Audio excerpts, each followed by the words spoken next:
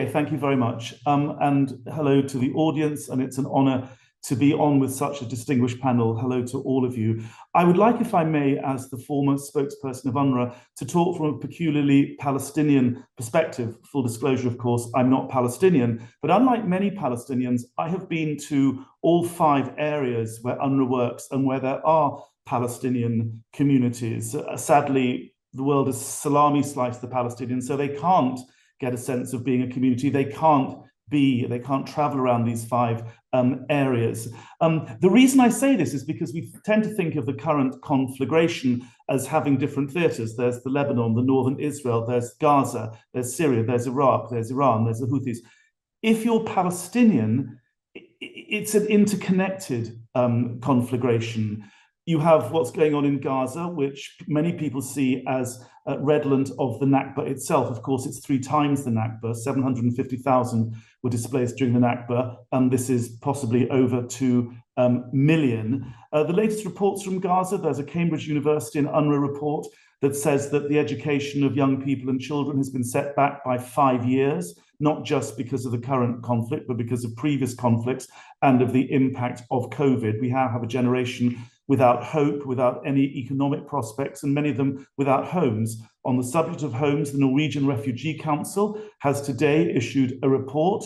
They are trying to get kits for shelters, for building homes in Gaza. As you probably all know, more than 75% of the housing stock has either been damaged or completely destroyed. The weather in Gaza, many people don't know, actually gets very harsh at this time of year. It's very cold and can be very wet. At the moment, Israel is allowing in 2 trucks per week with these kits for building houses. And if we are going to get enough into Gaza by November, when the weather becomes very severe, we have to get 25,000 trucks per week. So that, I think, gives a scale, it gives an impression, an idea of how far behind we are on that. On health, according to the latest UNRWA update, 19 of the 36 hospitals in Gaza are completely out of service, and of the 17 that remain, most of those are operating severely under capacity. I would also like to say a few words about food. We have a situation now where pretty much all of the UN agencies working there are talking about starvation.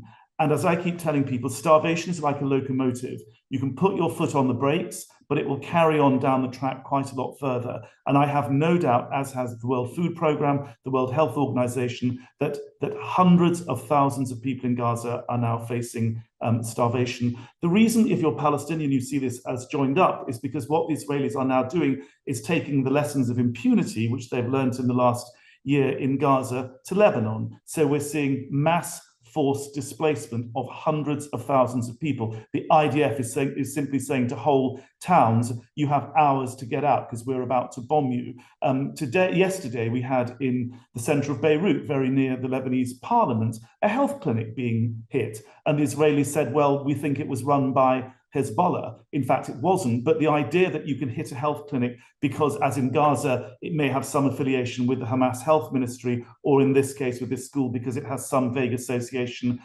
with Hezbollah. Israel is being allowed to get away with impunity. What it had applied in Gaza, it's now applying in Lebanon. And if this war does go any further, and heaven help us if it does, I think the same sorts of rules of engagement will apply in Iran and wherever else the Israelis decide they will hit. Now, the question of international justice is an important and interesting one. And it's been asked in the chat, and while it is very easy to be cynical and very skeptical, and quite rightly so, about what's happening in the ICJ and the ICC, as you know, the ICJ adjudicates disputes between states and issues advisory opinions. The ICC is all about individuals. I do public advocacy, and I can tell you that what has happened at the ICJ is nothing short of miraculous from the point of view of public advocacy, because in a recent advisory opinion, the world's highest court said that the Israeli occupation must end, it's illegal, and that no member state of the United Nations can take any action, military, economic, diplomatic, you name it, it cannot support illegality.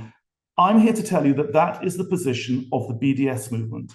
So in one fell swoop, the highest court on this planet has made it an obligation on all UN member states to adopt BDS. The bar is now up here.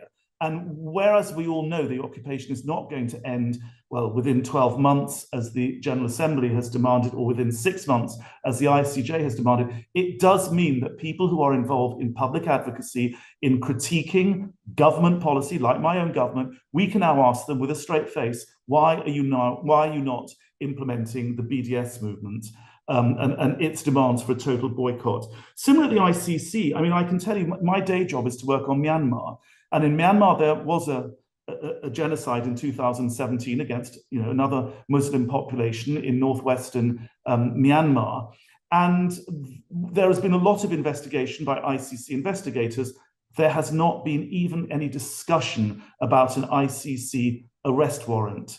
And although I hear cynicism when I discuss these issues, the ICC arrest warrant with people, at least we've got to the point where Benjamin Netanyahu is, we hope, if the pre-trial chamber gets on his side of history and does the right thing, he may well be arrested. And we can ask the British government, if he comes here, why aren't you going to arrest him? So again, the public advocacy, the parameters around which we can now discuss this. Sorry?